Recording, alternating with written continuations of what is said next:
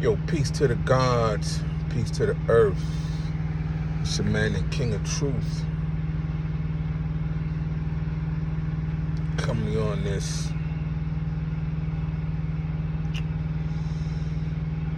Power Refinement Day, January. Peace. Happy New Year, everyone. I wish everyone a happy New Year, a prosperous New Year. You know, I wish you wish that on me as well. I know it's been a while. I just been, trying to grow and develop, into manhood and, godhood, fatherhood, just trying to be a better human being. That's all. Peace. So, power refinement, right? I still see that to mean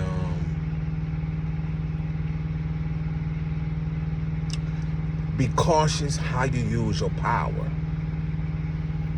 When you get it, see, like, knowledge itself is power. Knowledge is power. Right knowledge is power, right? And when you possess right knowledge or power through right knowledge, you must be careful on how you use it, right? So you must be refined, right? Which means civilized. So 5 is power with civilization, right? So that's how I see that. You must be cautious on when you get power, how you use your power, right? That's how I see that, right?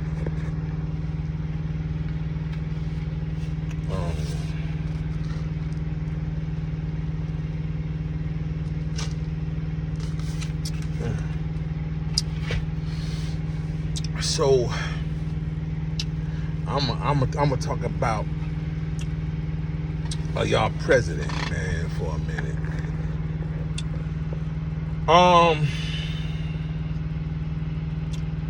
Donald that made the news say we went to war with Venezuela, right? They say it wasn't a war, it was a strike. It wasn't no competition. So I didn't believe it, so I looked it up, and it said Donald went to war, the U.S. went to war, signed by Donald Trump with Venezuela because they were still manufacturing and distributing narcotics to the United States, right, and other places. They were still manufacturing, they was growing, producing, manufacturing, and distributing narcotics to the United States. And Donald has taken a position as the anti-drug president. So he sent a quick strike team, and they raided the president of Venezuela's city and residence and took him and his wife into custody. Now they're going to be charged for producing, manufacturing, and distributing narcotics to the United States, right? Wow, that's rough. So I was listening to NPR this morning, and it say, Venezuela is a very poor country.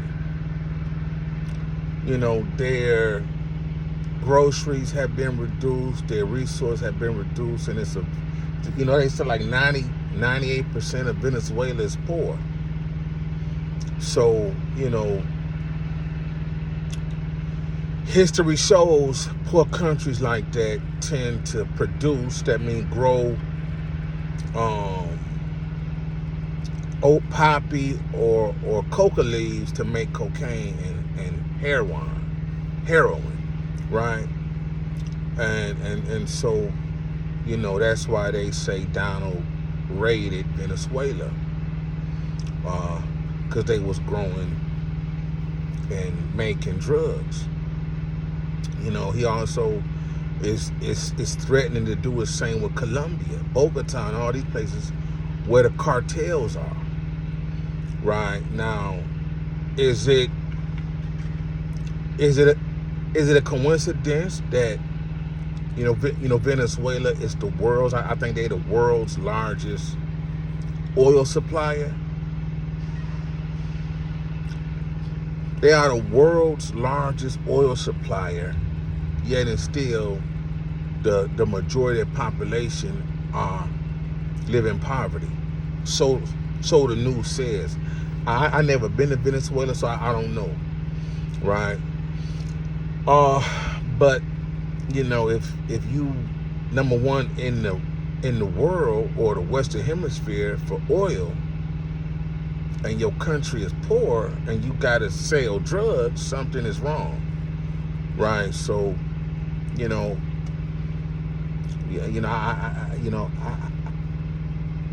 I think Donald went to war or hit them or raided Venezuela president because he didn't want to stop slanging.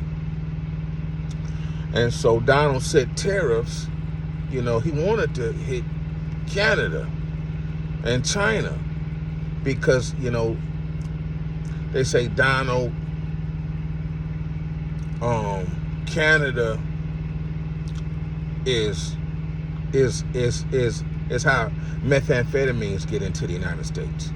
And so that's why Donald set the tariffs on Canada and China, because China is also known for producing drugs and shipping to the United States, counterfeit money shipping to the United States.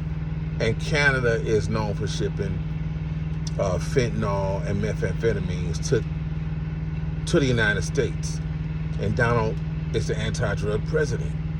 So he put tariffs on Canada, which raises the goods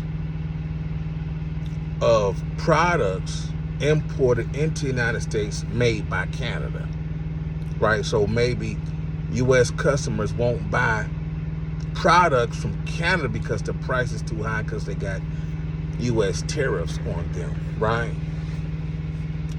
So am I mad at Donald for? I mean, I always said if the United States wanted to stop drugs, they could, and this is how you got to do it. You got to hit the head of that snake and the crops, the product of that snake, at the source of that snake. So Donald had, I don't think Donald is walking around with this common knowledge. So he had to be briefed by FBI, CIA, DEA leaders.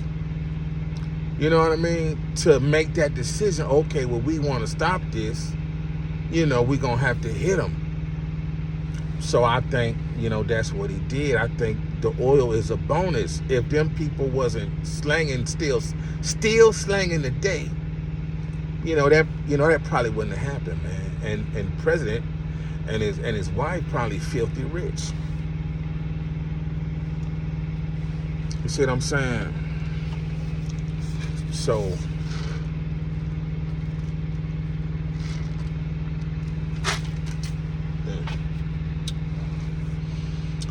yeah, man, people tripping, mad at Donald, like he raided them for war, for oil,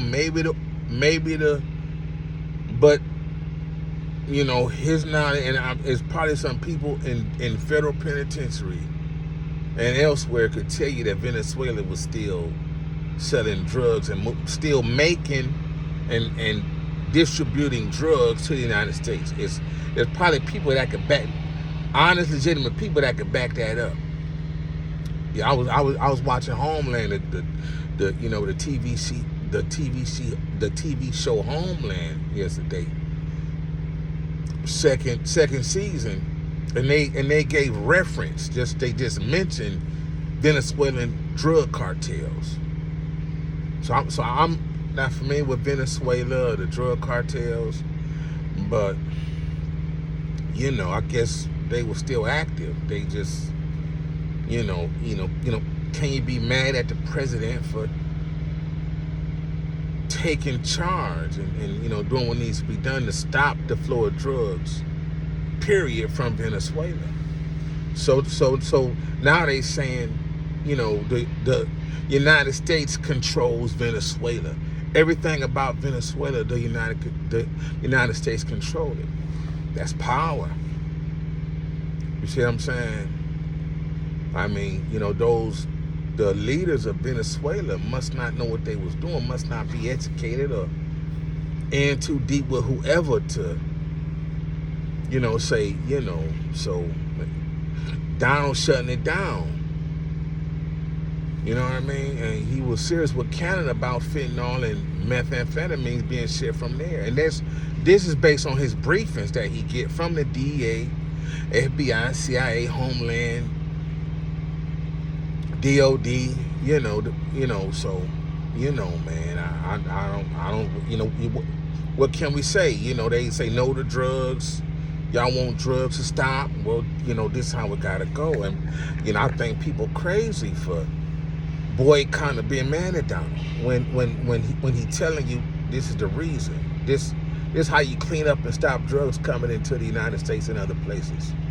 You understand? And so in the process, the United States gained control of their waterways and oil boats and pipelines and oil trucks and all that stuff. So, you know,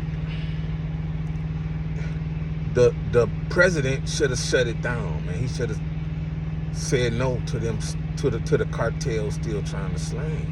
They, you know, to me, they make enough money. I mean, they should have enough money